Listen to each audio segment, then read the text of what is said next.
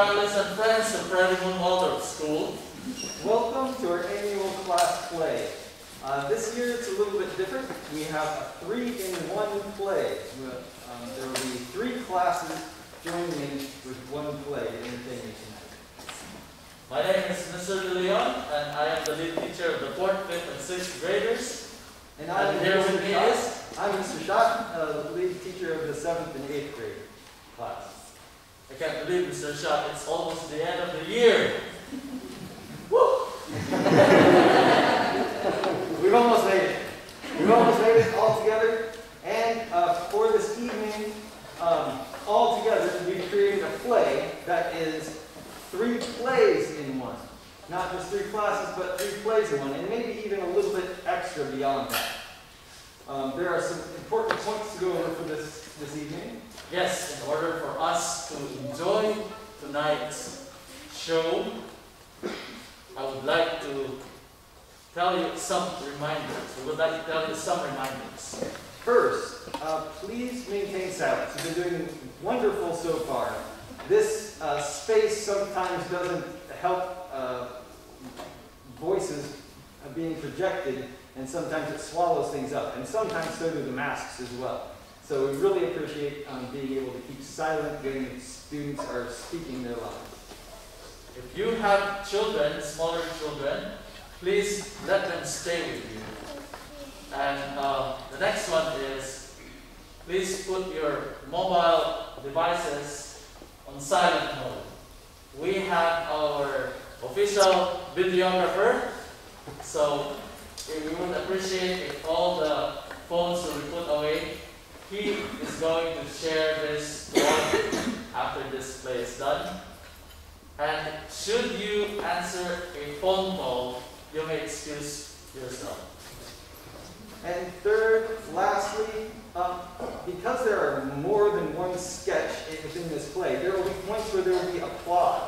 And we would love for you to join in that applause, because that will help smooth the transitions between one sketch and another.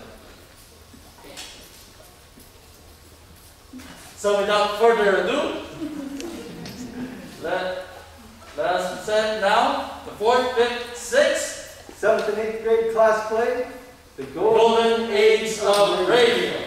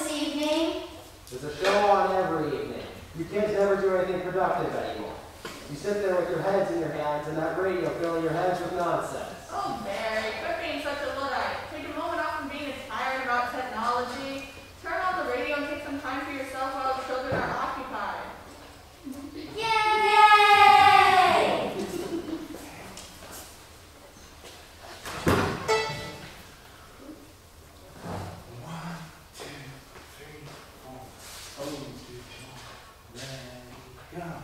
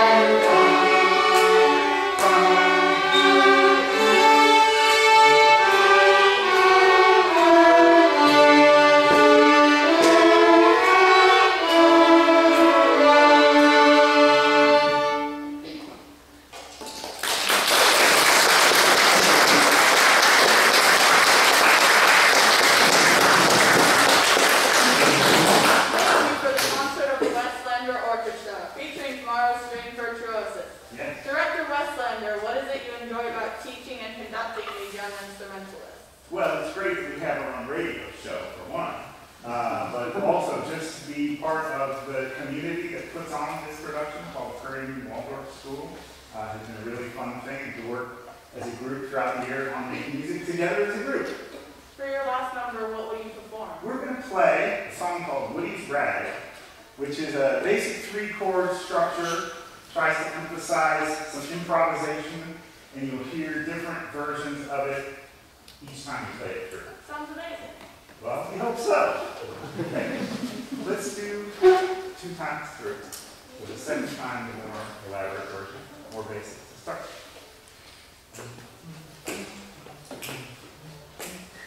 1, 2, ready, go.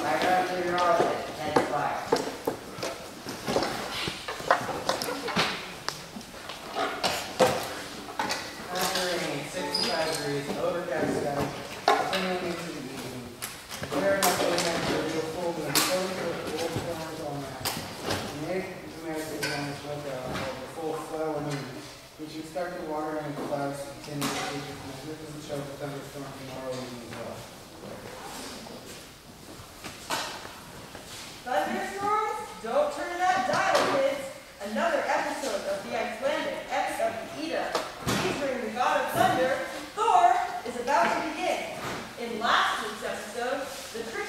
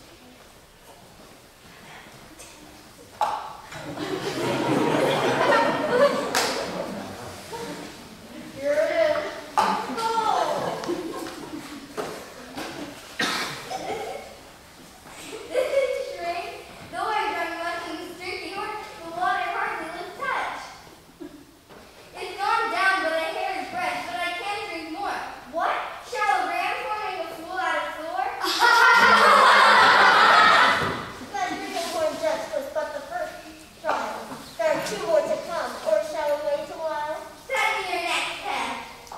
Thor, are you strong? You think me a weakling, you'll learn before long.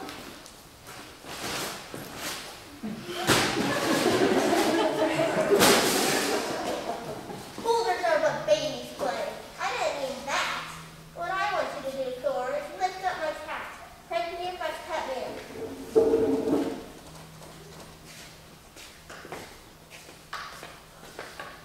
Here, kitty, kitty. Here, kitty, kitty.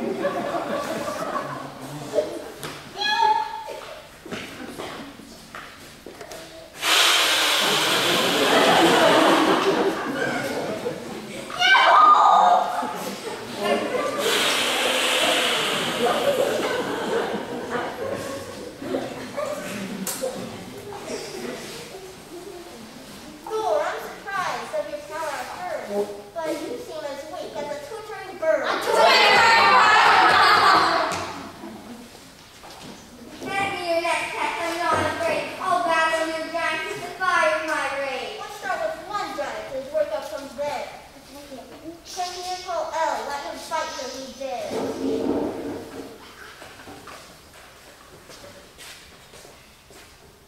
Where's the way? Where's the way? What's this? Sword Napier, who makes it so lame, is to wrestle with an old woman, this wise and old dame? Do not war too soon, Thor. We'll see how you do. In her day, old elves fought better men than you.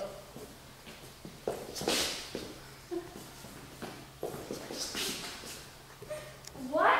How can it wait? What? How can this be? This sword of the 8th year could be thrown by this wizard old woman, this creaking old crone? Creaking old crone. 1,000 thanks, Thor. You've kept us amused. But why look so glum, so dazed and confused? Draining a drinking horn, lifting a cat, wrestling an aged crone? Who couldn't do that? Yet swords of thunder, lost those 3 games, weighed down the soul mind, shattered in chains. Be not so sad so soon. Put away your wild regrets. No Acer god or mortal plot to be well in these awesome texts. The drinking horn you gulped was filled with the depths of the sea. No one could drain it, for it flows eternally. For the ocean will never again be as deep as it was before the sea. 10 years not a plain cat, but in regards snake in disguise. She's as hard to lift as the weight of the load. But your struggling made the snake rise. And oh, well, oh, is old age herself. No matter how much you contend, she'll bring you down to your knees at last as you hasten to your life's end. Do not fear that you failed, for you boldly did your best. Or watch and wait till cold old age, you strove well in each test. But look, Thor, how my daughters to our rightful form returned. Now as 2 they can pursue the good husband for whom they yearn. My thanks goes to Thor, who took me for you, child. My heart goes to Loki, so sly, full of wiles. Donna, I grant you the freedom to search throughout the night world for the man you deserve. But Loki looked lonely and needs a good friend to keep him from coming to a miserable end.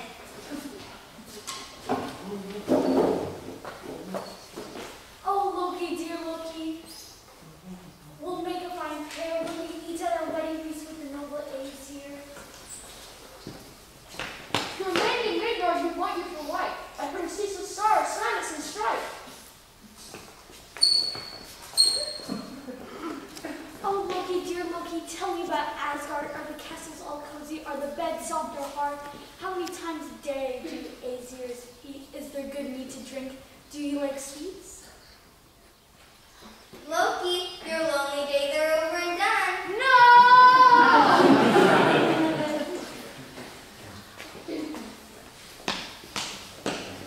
Although sure, the last laugh would be mine.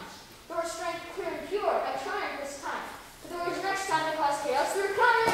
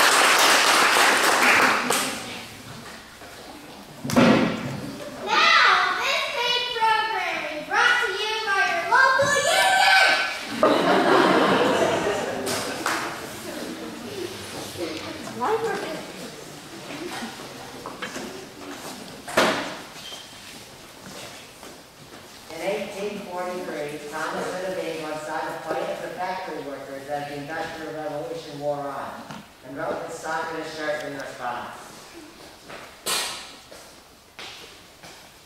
With fingers weary and worn, with eyelids heavy and red, a woman sat in a lonely bed, crying to human bread.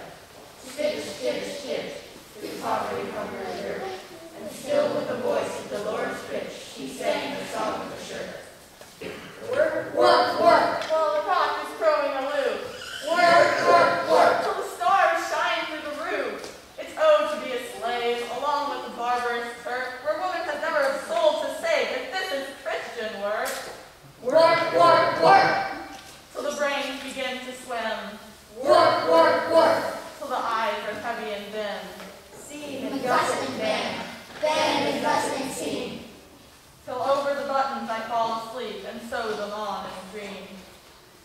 Work, Oh, men with sisters dear, oh, men with mothers and wives, it is not linen you are wearing out, but human creatures' lives. stitch, stitch, stitch, through poverty, hunger, and dirt. Sewing it once with a double thread, a shroud as well as a shirt. But why do I talk of death, that phantom of grisly bone? I hardly fear his terrible shape, it seems so like my own. It seems so like my own. Because of the fast I keep. Oh God, that bread should be so dear, and flesh and blood so cheap. Work, work, work. My labor never flags, and what are its wages? A better straw, a crust of bread and rags.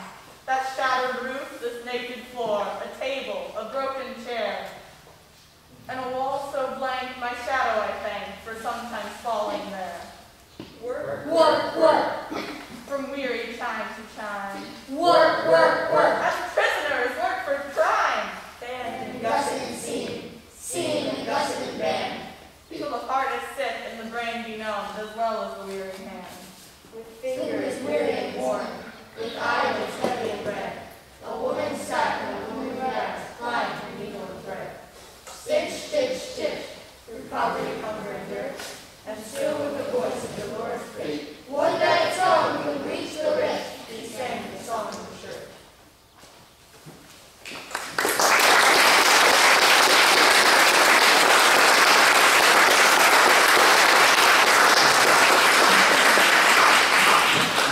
Support your local union. Buy union label products. Join the fight for workers' rights.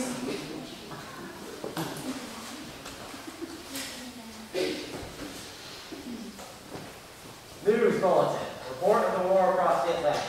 German troops and armored divisions have surrounded the Allied units, which were pushed back to the sea by German armies. And the British are evacuating the British Expeditionary Force, French, and Belgian troops from Dunkirk in Operation Dynamite.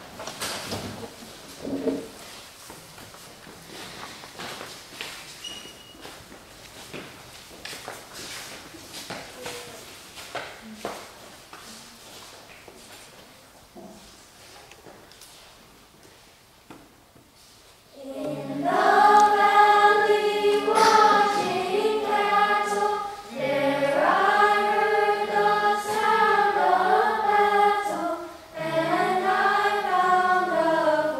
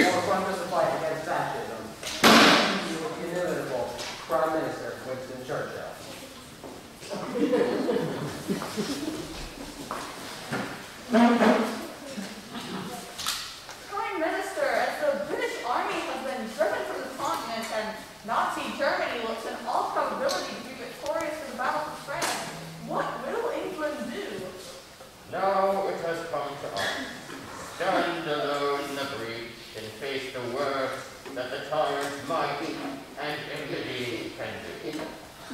Should the invader come to Britain, there will be no blessing lying down at the people, as we have seen, alas, in other countries.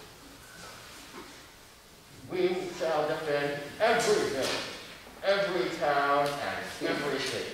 The vast mass of London itself, fought street by street, could easily devour an entire hostile army. And we should rather see London laid in ruins and ashes than that it should be enslaved. From where do you draw your inspiration to carry on? When I was a boy, to help myself to develop courage, I memorized all 70 stanzas of the ballad Courageous at the Bridge by Thomas Babington Macaulay.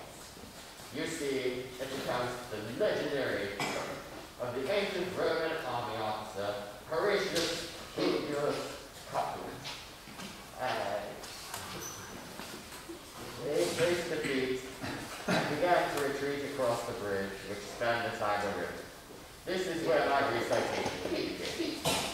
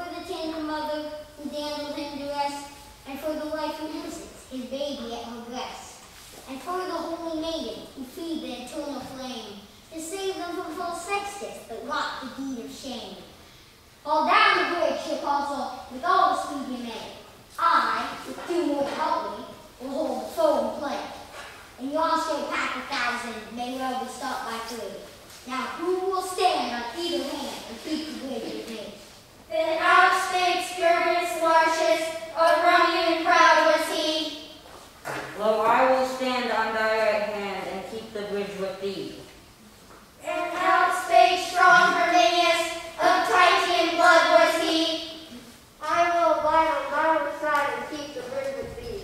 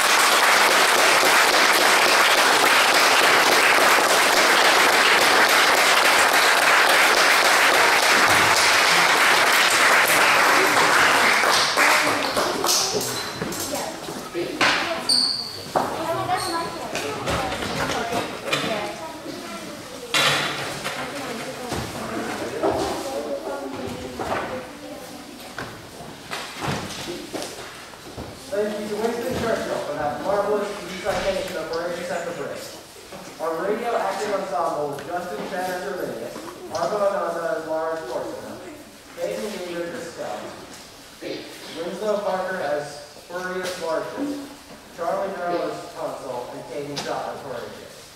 The chorus of storytellers were Irene DeLeon, Elizabeth Richardson, Sophia Adams, Eleanor McCarter, and Iris Travis.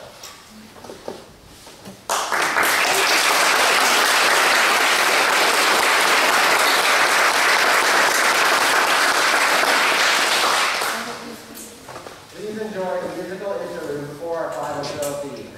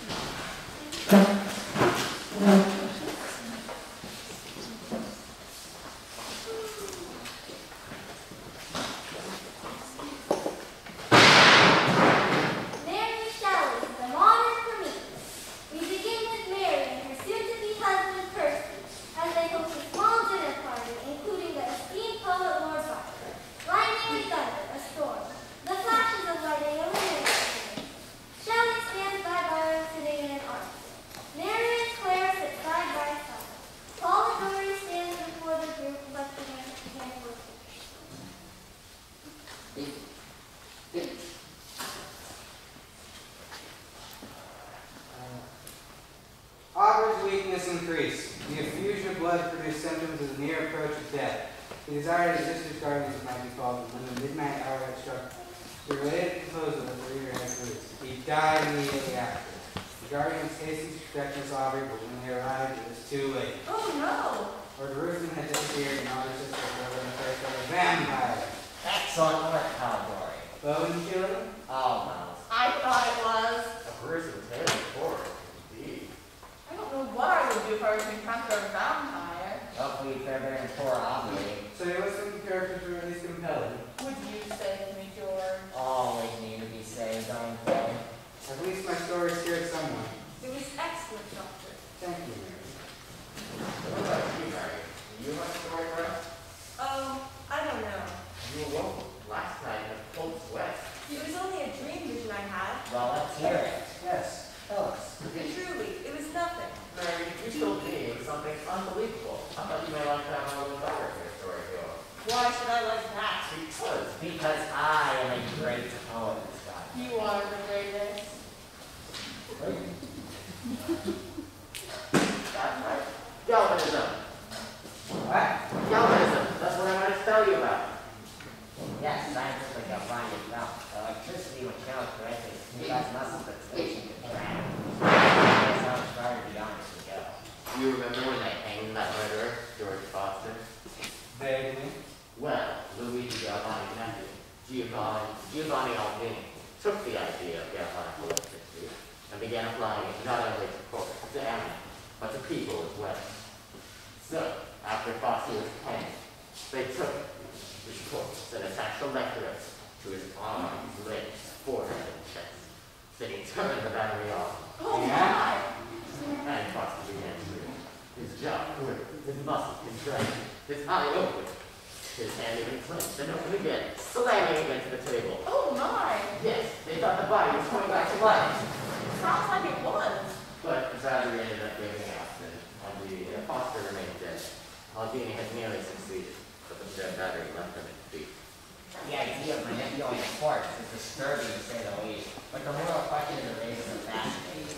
Fascinating, Lord Byron? What do you think? I don't know. It seems odd, but it's a good story. Modern science, bringing creatures back to life. Man's own man. I don't like it. Science is the backwards here. Well, why would you want to bring dead things back to life? It's man's destiny to rule over the earth. But to rule over life and death? Do you think dramatic about it? George! It's alright if you don't understand, but I think she understands. It's repugnant, abhorrent. I take back what I said on man's own Adam. Thank you, George. No, not because I disagree or find it distasteful. It would be a repurposing of life, not a creation of it. Precisely, Colin, perfect. But we would be misappropriating the power of God. Is it man's place to do that? why not? Well, because... She doesn't know what she's talking about. Are you a scientist, Lord Byron? Miss Godwin. It's only conversation, man, not life and death. It's exactly life and death. Question out if you want the doctor's thoughts on the subject. I have a few. Different one Shelley and I, the more felicitous junction. At a different time when Clarendon won't be here to interrupt. Excuse me? I can tell you now. A dream vision. A pure student of unholy arts, kneeling beside the thing to put together. A hideous phantasm of man, stretched out, stitched together, and then, with a spark, beginning to show signs of life. An eye opens, an uneasy, frightful motion of the chest, an uneasy, frightful human endeavor to mock the creator of the world. A family torn apart as soon as it started. A great man's fall by his own hand. A frozen wasteland in the monster's wake. A frozen stare with no depth, no soul. I was terrified to see it in my mind's eye. I could not escape the monster's phantom. It haunted me. I saw the other eye open and... I have a story. Tell us.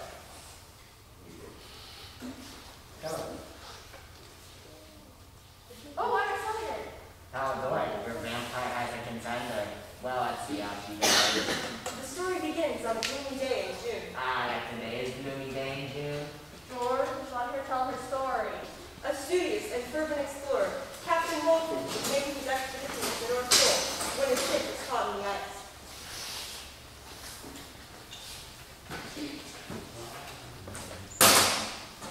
Captain, some poor soul, out on the ice. Pull him up and bring him to my captain. He's nearly frozen. Then hurry. Please, I need help. Where are you bound? The officer director is wanting me. We're on an expedition to discover the North Pole. And why are you out here? Lower down and have gone before. What's your name, Captain? Bolton. Yours? Frankenstein. Why are you so far north, Frankenstein? To seek one who fled from me. Who is it? Captain, some creature, out on the ice. We saw it approach the ship, then disappear. The monster. My monster. Keep watch out also to the ship. Why are you in pursuit of each other? I am in this mortal pursuit because of my fate. You an explorer, correct? Yes. You seek knowledge and wisdom as I once did. It was my ambition that brought me my ruin. I hope your ambition does not do the same. You're not the My fate is nearly sealed. Nothing can alter my destiny. Listen to my story and see I'm evidently in vindication. I don't listen. I was by both virginities. No person could pass a happier childhood than myself. Only the search for knowledge and the quest of science could have lured me away from the comfort and familiarity of home. Victor travels to the University of Ingersoll. He knows so much has already been accomplished in the field of science, but he perceives that it is possible to far more. He will pioneer a new way, explore unknown powers, and unfold to the world the deepest What kind of mysteries. stories are supposed to be there in horror science? What kind of audience are you supposed to be, Lord Byron? Respectful or petulant? Maybe a little more respectful, my dear, because that the protagonist will go to the poetic to do something. You want the protagonist to do something? Yes, You want to be horrified by the story? please. Well, I'll tell you what Victor does.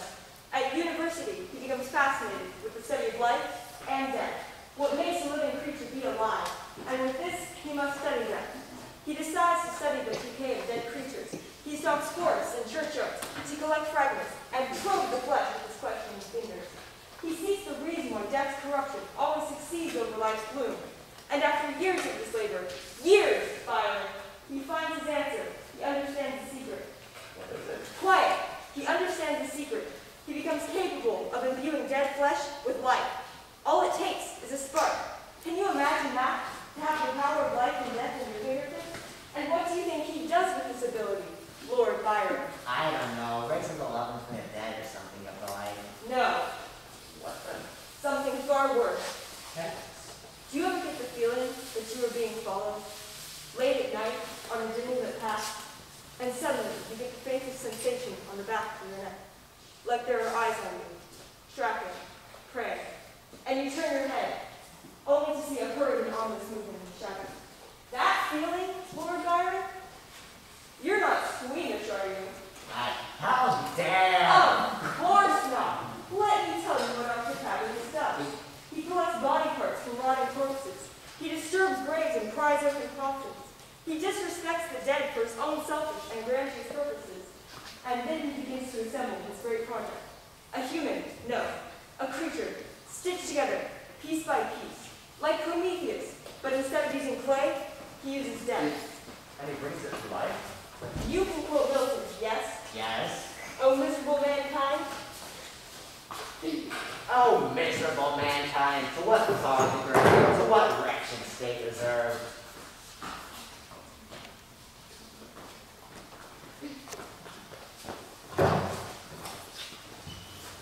Good God, what a wonder in the realms of science. Oh, Master, it is beautiful. The muscles and arteries visible beneath the skin. Better end here on board. Why is life given to be thus wrested from us? Rather, why obtruded on us thus? Who, if we knew what we received, would either not accept life offered, or soon beg to lay it down, glad to be so dismissed in peace. The labors of men, of genius, however misguided, scarcely ever fail, ultimately turning to the solid advantage of mankind.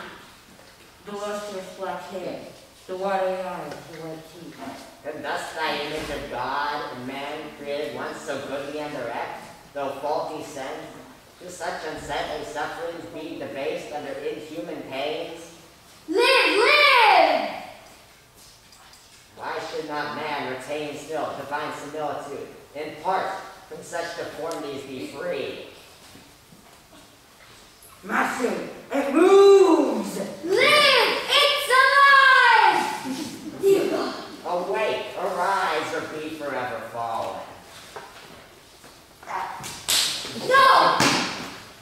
What have I done with all you? I'm Victor. Victor Frankenstein. No, I'm creating a monster. Monster. Ah!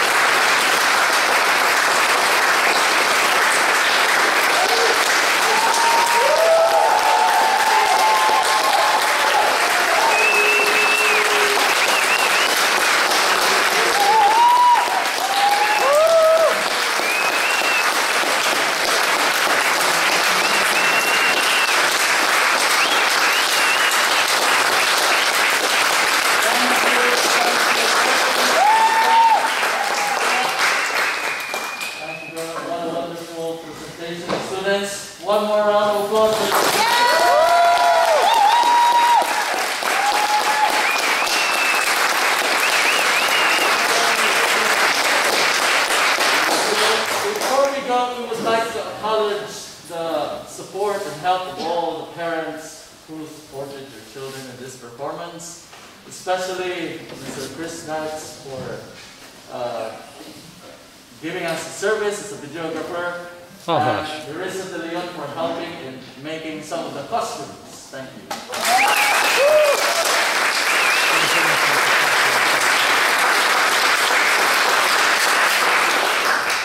And what was the last thank you? Mr. Westlander, of course, for volunteering his time this year to be our strings teacher. And he's taken time out of his law practice to come here and be with his students. Thank you so much.